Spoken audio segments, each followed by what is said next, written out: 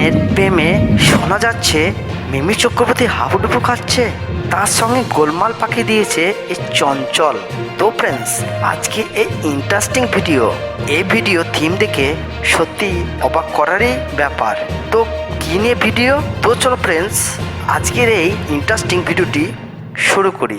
Friends, আজকে ভিডিওটি শুরু করার আগে তুফান নিয়ে আলোচনা করব। ভারত বাংলাদেশের উদ্যোগে আসছে তুফান।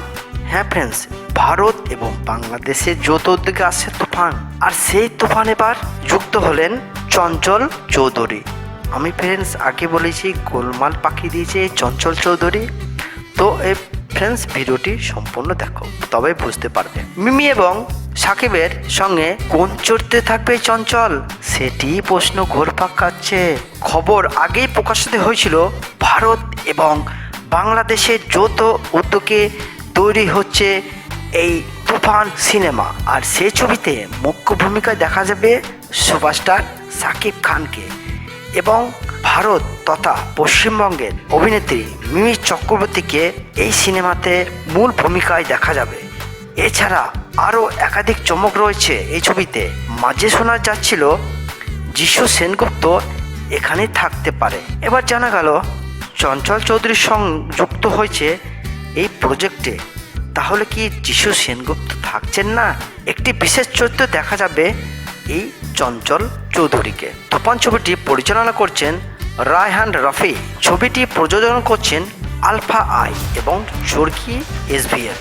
হ্যাঁ, একেবারেই তাই।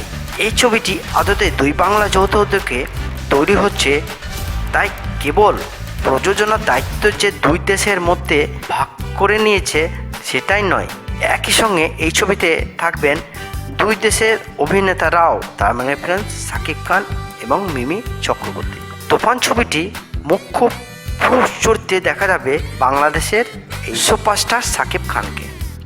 তার বিপরীতে থাকবেন এপার বাংলার মিমি চক্রবর্তী এবং ওপার বাংলা নাবিলা।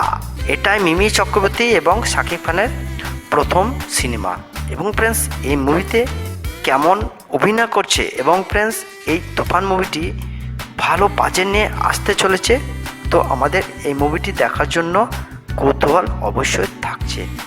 যেহেতু ফ্রেন্ডস এই সুপারস্টার সাকিব খান এর আগে যে মুভিগুলো বক্স অফিসে দারুণভাবে সাড়া ফেলেছিল, সেই কারণে তার পরবর্তী ছবি আসছে তুফান।